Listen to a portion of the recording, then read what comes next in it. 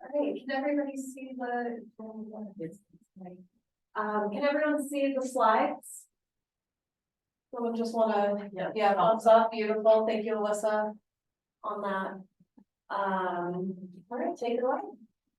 Hey, good morning, everybody. My name is Rodrick Andrews. I'm Assistant Vice President of Admissions and Financial Aid. I think most of you know me, but for those that I haven't met, it's a pleasure to meet you and to talk to you a little bit about financial aid. I actually brought Lisa Vinciguerra, who's the Director of Student Accounts, with me because some of the topics we're going to talk about flow between financial aid and student accounts. And I just want to make sure we get some bases covered so that we can make sure that we're giving you the best information possible to help your students.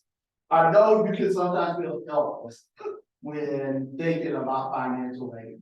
That's totally okay. We are here. My office is here as a resource for you. Anytime you have questions, please feel free to reach out to us. So we'll go ahead and get started. And what you're gonna learn today is I'm gonna share some general financial aid info, the effect of failing and or withdrawing from classes, financial aid satisfactory academic progress, which is something that you may, where your students may come asking you for an academic plan or asking different questions from you. And we're gonna talk a little bit about holds and payments, which is probably another subject that you guys probably get a lot of questions about too. So one, I just wanted to give you some general information about the office. We're located at 231 Sheldon. Office hours are 8 to 4:30. Financial aid office generally is going to deal with processing federal, state, and institutional aid and GI benefits.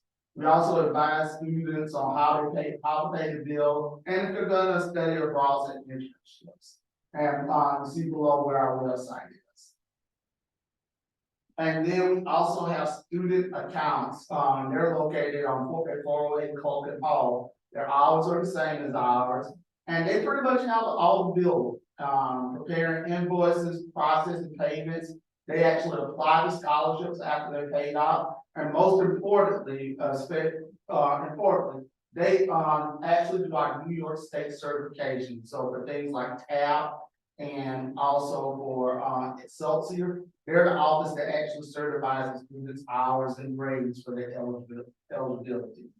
Also, they issue the office that issues refunds. They advise students on how to pay their bill, time payment plans, and that's their website also at the bottom. So one of the things I want to give, and feel free to ask questions throughout this. I threw a couple of slides together, but I knew that the question and answer may end up being the thing where most information comes out. But I did want to give you a general update on what's going on with financial aid.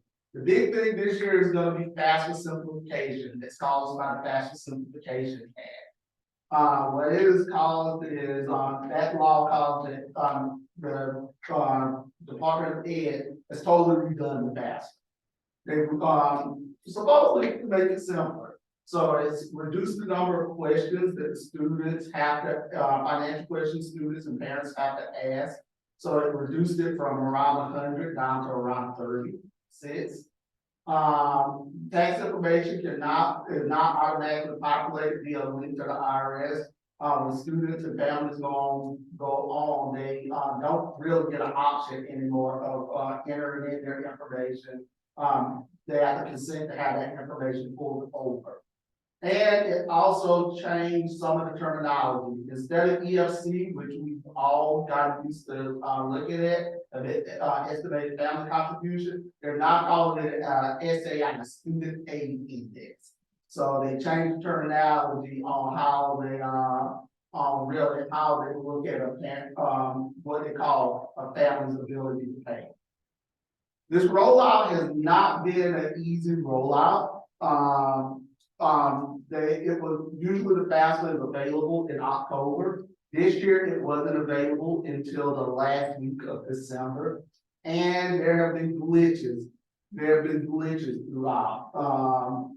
Schools won't get the information from the FAFSA until the end of January. So more than likely, we won't be able to send the awards out to students until sometime in March.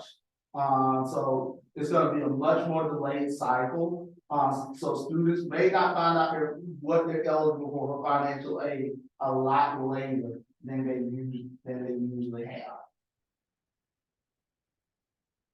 So, one thing I wanted to touch on, the impact of class attendance on financial aid. And first we'll talk about confirmation of enrollment and roster verification. There's a federal regulation that says that before we pay a student financial aid, that we have to make sure that they are attending, that there are at least began attendance in their class, and actually have done some academic activity. This was something that in the old days, it's never used to enforce because it was something that was almost unenforceable. Now with technology and with different information platforms, they are now expecting schools to actually track that. I've actually worked at an institution where during a federal program review, they brought this up and we did have to prove how the students actually started attendance in their classes. And that's where roster verification and confirmation of enrollment becomes important. During that process, with confirmation of enrollment, the students confirm that they're going to be attending, that they accept their charges and they're going to attend their class. And with roster verification, since that confirmation also just can't be student driven, is where faculty go and instructors go in and basically verify their roster and verify that students began attendance. Confirmation of enrollment is done by student accounts prior to the term starting. So we'll send that out not long after we did the bill this year or this spring. In the fall, we usually give them a few days once we send the bill out, but we've started doing it at the time the bill is available because we want to make sure that they are coming. And the quickest way to get through to students is right when they go to look at the bill. We do not deregister for those that say we're not coming. They do have to go through some sort of communication with the registrar's office. It doesn't automatically drop them. And so this is also where roster verification for us becomes important as well. Rod talking federal aid, but if the student confirms, yes, I'm coming, and then they don't show, and we've processed their aid in the beginning of the semester, at least their loans, that student could essentially have a refund and have had aid available and paying on their bill when they aren't even here, and roster verification would then reinforce the fact that the student didn't show up and that we would have to remove that aid. Without that, that could sit like that because we have no other way to prove that the student is not attending. So that's where roster verification is extremely important. No. Next, we're going to talk about return of Title IV. And this sort of goes into what happens if a student fails or withdraws from the class. Most students think that once their financial aid pays out to them, it's their money. Anybody that's ever received money from the government knows that even once the government gives you that money, there's still requirements on that money and that they can take it back at any time if you aren't meeting certain requirements. And with return of Title IV aid is that student, as they attend the semester, and they're earning the aid that's dispersed to them. So we're looking at the number of weeks their time that a student attended and whether they met enough of the semester where they've earned their aid. For a student to fully earn their financial aid, they have to have attended at least 60% of the term. So if they withdraw at any time before that 60% mark, they could possibly have to return some of their federal financial aid. So that's a sort of important note to know is that when they withdraw could affect the amount of financial aid that they get, the amount of financial aid that they get. And it's really, and it's really, especially if they do a full, especially if they're doing a full withdrawal. So, what we look at is when a student withdraws, we're gonna get a list of students that withdraw, but also the last date of attendance for that student. Which most of you see, when a student, when your students withdraw, you have to report that last date of attendance.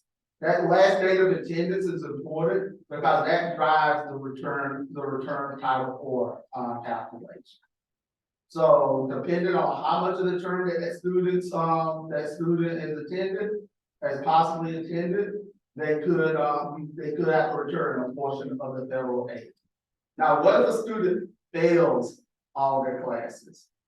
One of the requirements under the return and Title IV regulation is that a student the student must earn their Fs. They sort of just can't have their Fs.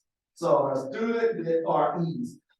Sorry, I mixed it up. I came from a school where we used the F grades. So a student, let's say you have a student that may have attended one day of class, but never turned anything in, and you haven't seen them. And that student gets E. That student hasn't actually earned that E. That student sort of showed up, disappeared, never had any type of academic activity.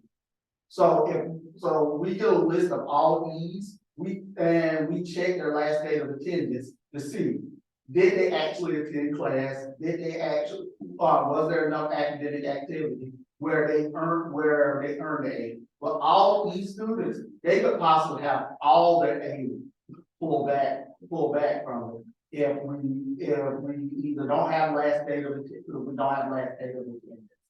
So that's why the last day of attendance from a financial aid point of view is really important, because that tells us that, oh, that student attended, we are trusted that you guys as instructors are confirming that they've doing academic activity.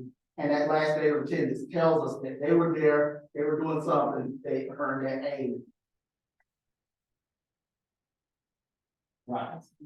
Which also sort of ties into roster verification also, because roster verification is that front end of it where, yes, you attended a class, we can pay you. And then return of Title IV is have you earned that money and you get to keep it. And I'll just let you know, that's sometimes where the student accounts office with the all E grades will contact professors and say, can you verify the last date of attendance if one was not put in? Because when it comes to the end of the semester and we have to turn those unpaid balances, if financial aid returned their aid based on a check that they do, and we turn around and we have a bill at the end of the term, that last date of attendance is extremely important because that might drive some of the liability on the student's account and therefore lower some debt.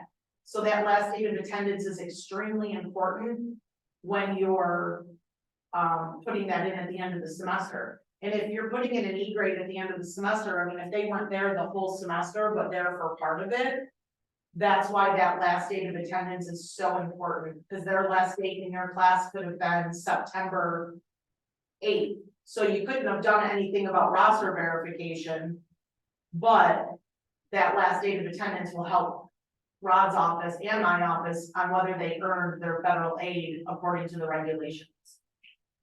One thing I also wanted to touch on was a withdrawal versus a drop. Because in financial aid terminology, those two things, the differentiation between those two terms are very important. A withdrawal means that the student attended the course, and then removed themselves. That means that they had academic activity. A drop is like a student never attended in the first place. So when we look at a drop, when it's, a return of Title IV, a drop is like a student who never took the class in the first place. So when a student drops a course, or if we go back and registrars drops a student versus withdrawing them, if the student was paid financial aid and it was a drop, any financial aid that we paid them goes back. Because, for federal aid purposes, it's like they never attended. While withdrawal means that, yes, I attended the course, I didn't complete it, but depending on the last day of attendance, I may have earned some of my aid.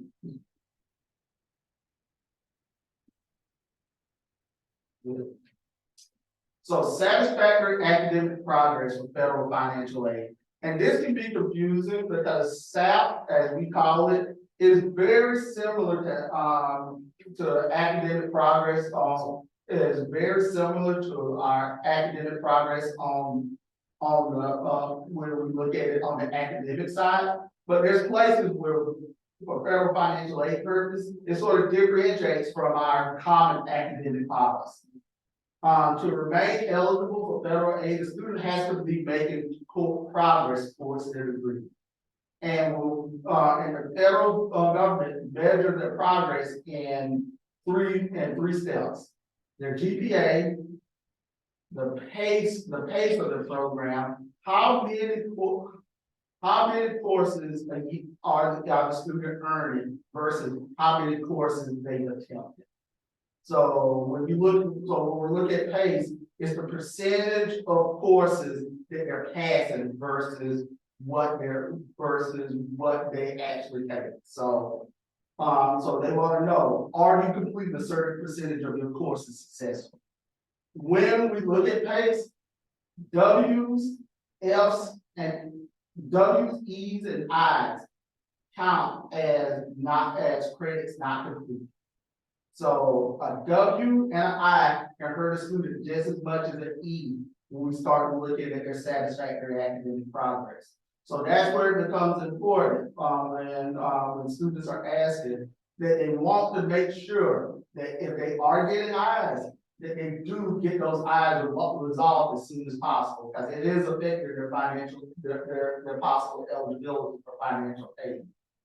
We also look at the maximum time. Students can only receive financial aid, federal financial aid, up to 150% of the stated length of their program. So for most programs, that means their student can get financial aid for up to 180 hours attempted.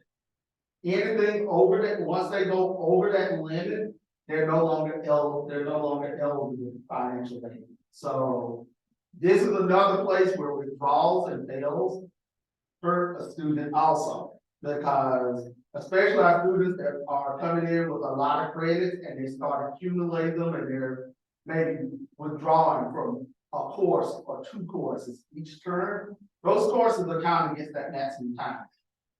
So students want to really make sure they're making the right decisions, and that and this is not even during the time they're in class, it's even when some of the students are thinking about registering for classes. So students want to just be sure that classes that they're registered for are classes that they're confident that they're going to finish, or confident that they have a chance to actually be successful. So we look at all three of those, and in the chat later, I'll put a link to our satisfactory academic progress policy so that you can see, because for all three, from GPA and PACE, we actually have it graduated where, depending on the student's level, they have to have a certain GPA and a certain PACE.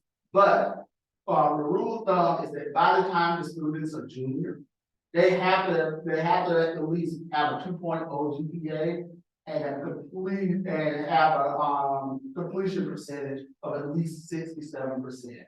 So 67% of the classes they have to complete successfully. So what happens if the student doesn't meet those standards? the government gives gives us a choice on how we handle SAP. You can either, look at SAP at the end of each term, or you can look at it once a year. If you look at it twice, if you look at it at the end of each term, then you're able to give the students a warning term. Which means that they're not meeting the standards, but they're still eligible. They're still eligible for financial aid. If you do it once a year, then if the students not meet those requirements, you have to send them right into suspension.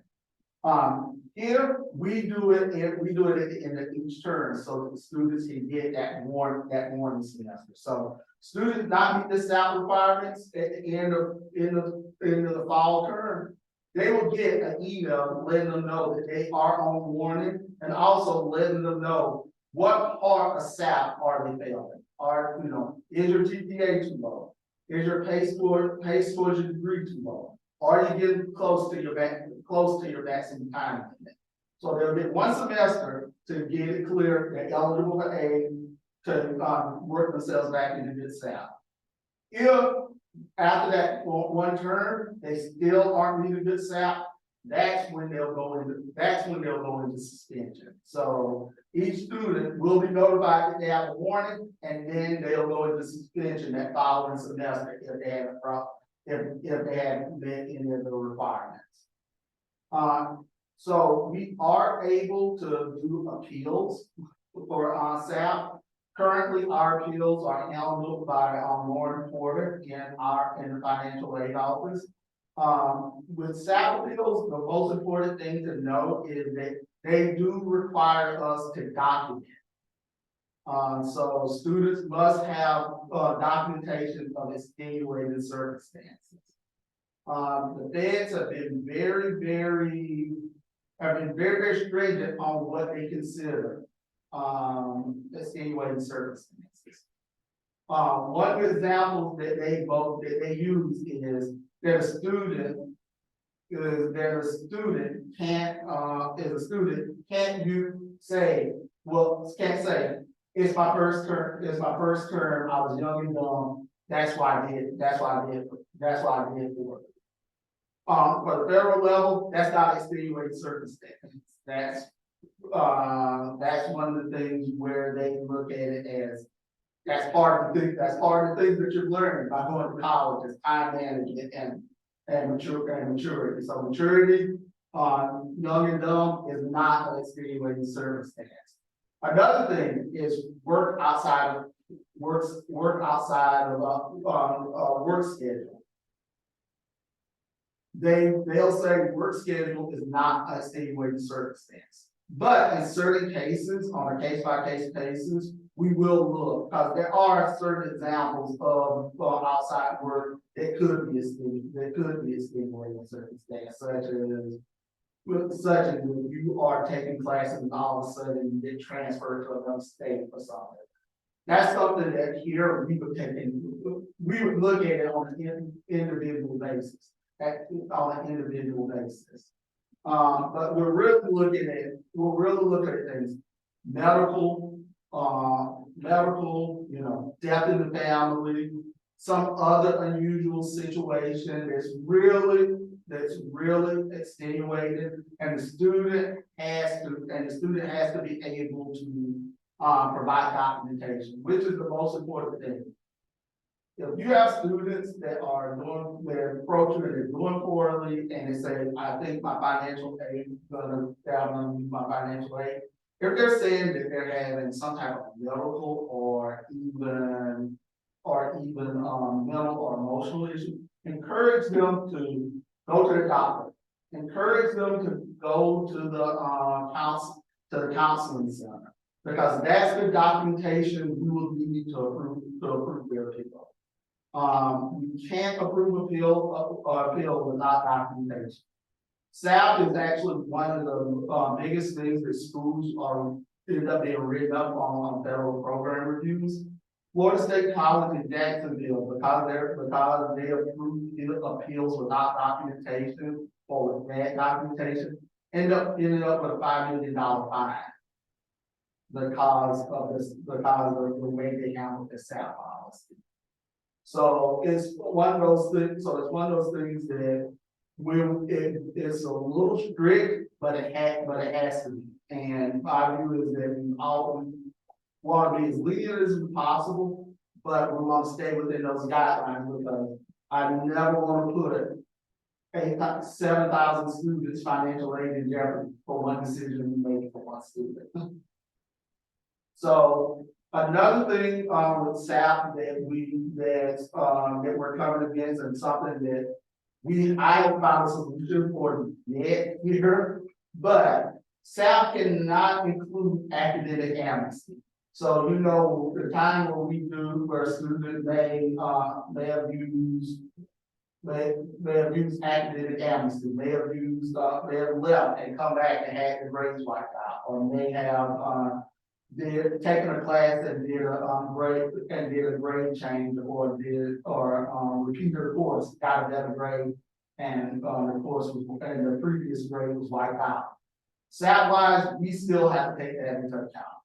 The reason that rule exists is to not encourage schools to just do things to keep students eligible financially. Institutions like us would never do that, but it's really about some of the for-profits that movement just keep students having good grades to be able to get money. So we can't take academic amnesty into consideration. So we have.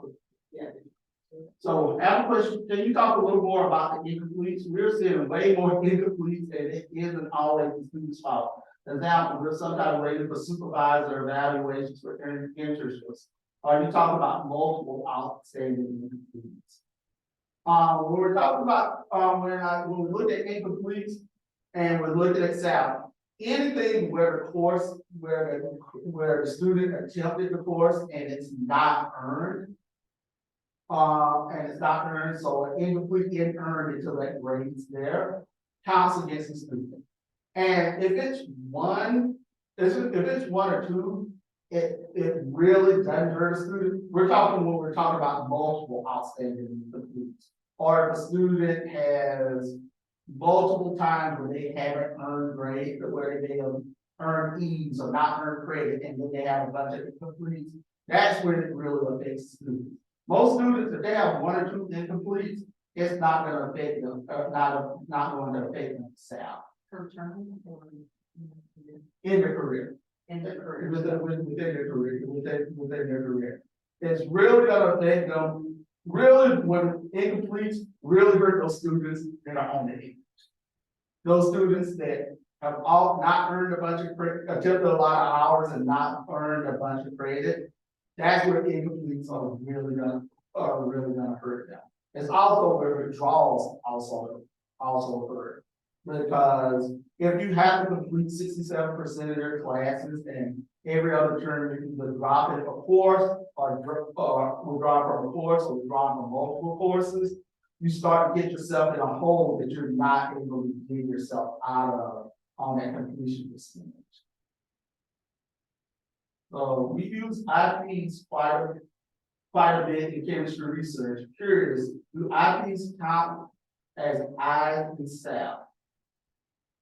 So could you give me a little explanation of what an IP is?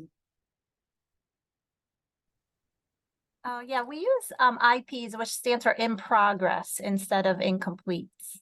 Mm-hmm. So I wasn't sure if those are flagged just the same as the I's were. They are, because it's still in progress and still haven't earned a grade for it. They'll still count as a attempted credit without a grade. I didn't even know that was a thing. All right. I'm gonna turn this one over to Lisa to talk a little bit about TAP and TAP rules. Okay, so what Rod said about incompletes goes for TAP as well. The student, in the difference with TAP and why TAP is so confusing, and quite honestly, each student they have to come to the office if there's any sort of question about whether they could lose their TAP, because how TAP works, in the federal aid, when a student withdraws or drops a class or something, they might get their federal aid taken away. But if they've completed for TAP, if they're 100% liable for their tuition, TAP is gonna pay out. We won't remove that during the semester.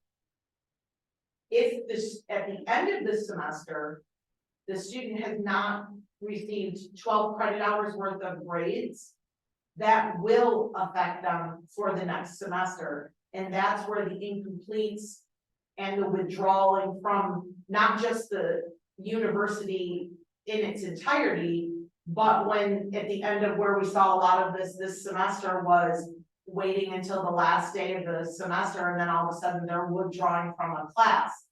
That will affect students for their future TAB award. And that could mean, and for ours, I do the waivers. But they are just like the federal rules, there has to be extenuating circumstances such as a death, a medical withdrawal. It can't just be, you know, my advisor said it would be better for me to drop the class because I wasn't doing good. That is not an extenuating circumstance, and that TAP will be removed from the student's account in that future term. And they will not receive a waiver for that. So it's very important if you have a student and you're discussing whether they should withdraw from a class, one of the questions should be to them, do you have, besides federal aid, do you have TAP or Excelsior or the World Trade Center? People forget about the World Trade Center. That is an aid that comes to the state that covers the student's entire bill. And they have to meet TAP standards. If I've got one right now for the first time who was not meeting the standards. And so now he's panicking because he might lose his entire semester's worth of aid. And so it's very important that, you know, obviously you understand where the student stands, but we don't expect you, nor would we really want you to advise them on what they should do regarding their financial situation. Send them over to the office. Once you pick what is best for the student academically, then send the student over to our office to find out what that academic decision will do to their financial aid. We don't mind explaining things to the student, but multiple withdrawals, just as with Rod, there's TAP. You have to have certain criteria, GPA, progress by certain points when getting your TAP awards. And the maximum amount of time for a student to receive a TAP award is 8 semesters. Unless they are designated as an EOP student, then they get 10 semesters. But that's the max. So if they use their TAP a couple times, one maybe for a GPA and another time because they got a waiver for an extenuating circumstance, they're not ready to graduate. By the time they're in their final year of school, they're not going to have any tuition assistance at all. Whether that be Excelsior, well, Excelsior, that's a different animal. That one, the student has to reach 30 credits each year. And we do send the students a courtesy best practice email at the end of the spring term, letting them know that, hey, you're short X amount of credits, you're gonna lose this much money if you don't take some summer classes. Now, whether they take those summer classes with us or they meet and get approval to have an off-campus study approval and have those brought back into the school for transfer credit, that's between the student and the advisor, but they have to have 30 credits at the end of summer. We're allowed to put summer in there to allow them a full year from fall, winter, spring, and summer into their Excelsior credits. But encouraging students to get 15 fall and 15 spring is exactly what the student needs. Again, if they're making any changes, encourage them to come over to our office, because even though we send that email, there are plenty of students that ignore us. And then the next semester, there's no way for us to go back and appeal that. No way at all. So they lose it for good. So that is a very strict scholarship. Holds. Holes. Right, is that mine? Yeah, that's, we'll talk a little bit about holes. Okay, holds. I'm sure you've all had students right now in between winter and spring, or fall and spring, that are like, I have a hold, I can't register. So, you know, we do have meetings, every 2 weeks during the semester. Michelle is on that, so she's aware. We have meetings about the unpaid balances, and we send out emails to students at different times. Rod and I are both on it. There's a bunch of people. There's VPs on it. Who else is on there? Dean of Students is on there. So we're trying to do things absolutely with the student's success in mind. But there's some times where we, you know, that they need to take care of business. And we do communicate with them quite often, as far as we'll send an email, we may send a chat bot to find out what their needs are. And as with anything, you still have those that don't follow through, and you're probably hearing from them right now. But those holds, they have to have their bill paid. Now, right now, we're kind of working, and we don't like to use a dollar amount. We usually talk individually with that student, but the holds are for a couple of reasons. One, it allows for communication between our office, financial aid, and the student, where sometimes they just won't communicate with us. We could email them, we could give them a call, they won't pick up.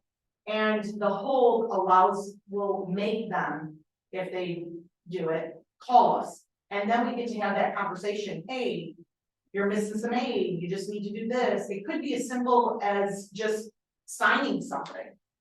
And they just need to take care of that. So that's one purpose for the hold. The other purpose is we have rules that we follow from the state of New York, as well as finance law.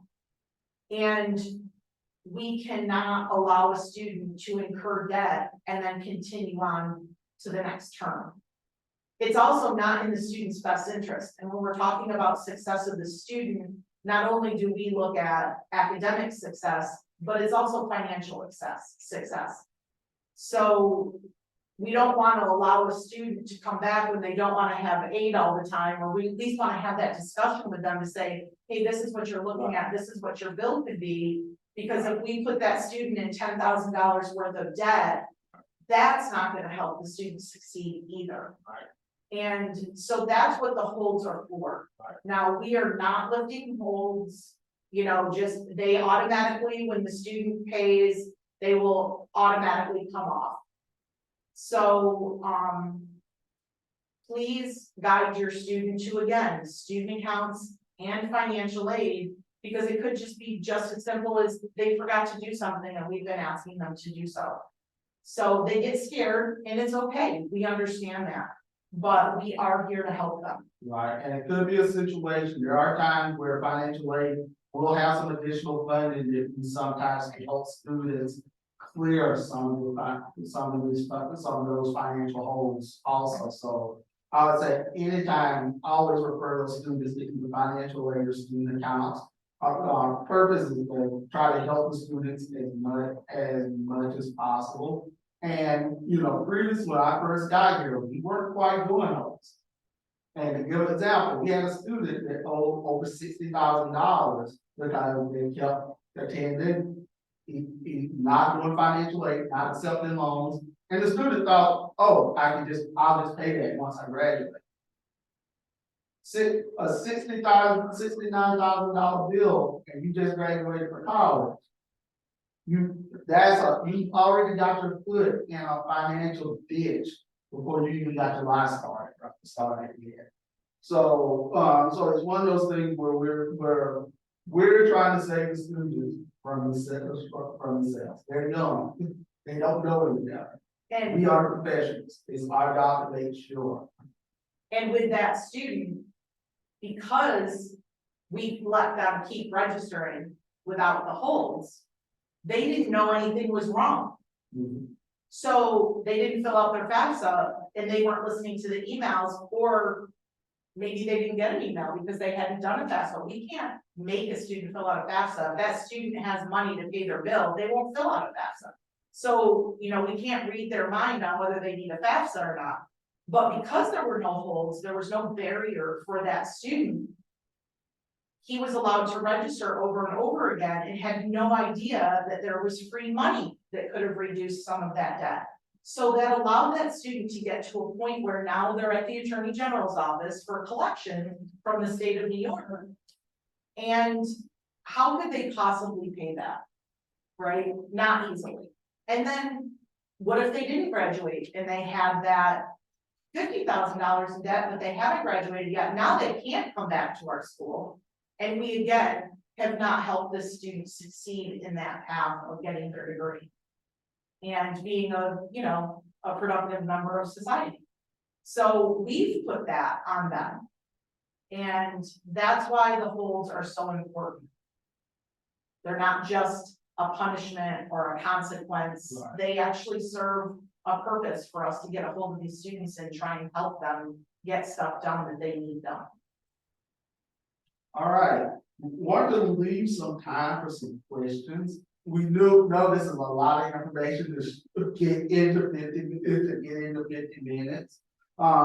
Anytime you have questions about financial aid, please reach out to me. If there's more presentations or you want me to come talk to a department or talk to a group of our smaller group of advisors, perfectly willing to do that. We're here as a resource. So, no, we've had some early questions. Are there any other questions? Feel free to turn off your mic and ask. You don't have to type it or turn on your mic. And just to add one other thing that was talk about SAP, we do also ask students for academic plan. Generally, we'll pull their academic plan for Starfish, but in some cases, we may ask that student to do a little more of a detailed academic plan, depending on how bad they've done. So there may be times where somebody from our office may reach out to advisors and say, hey, this student, we need a little more detail for this academic plan. And the whole idea of that is that we want to make sure the students set themselves up for success and move forward and move forward.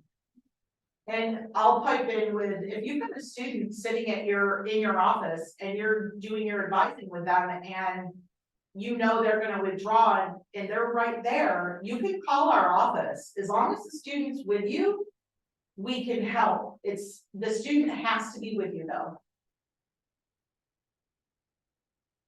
I mean, we can't always answer that quickly. We have to, you know, research the student, but each step with TAP depends on what year of school they're in, how many credits do they have, and what the GPA. By the time they're a junior, they have to have a 2.0, they have to have a degree, they have to have, I think 100% of their classes are not. So we have a chart that, I'm gonna be honest with you, is not the easiest chart to understand, and I've been doing it for 20 years.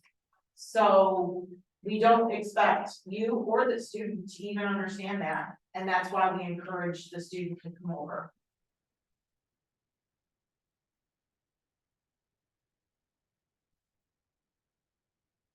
Everybody good? Well, if there aren't any questions, please feel free to reach out to either Lisa or I directly. If you do have any questions, you know, like I said before, it's a lot of information. We don't expect you guys to be experts in this. We just want to make sure we want to do a little bit of information so that you're aware of it. But if there's any deep question, please, that's what our offices are here.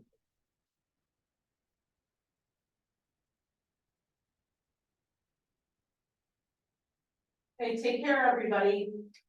Have a great spring semester. Lisa, can I Hi, chat with you everyone. for a sec?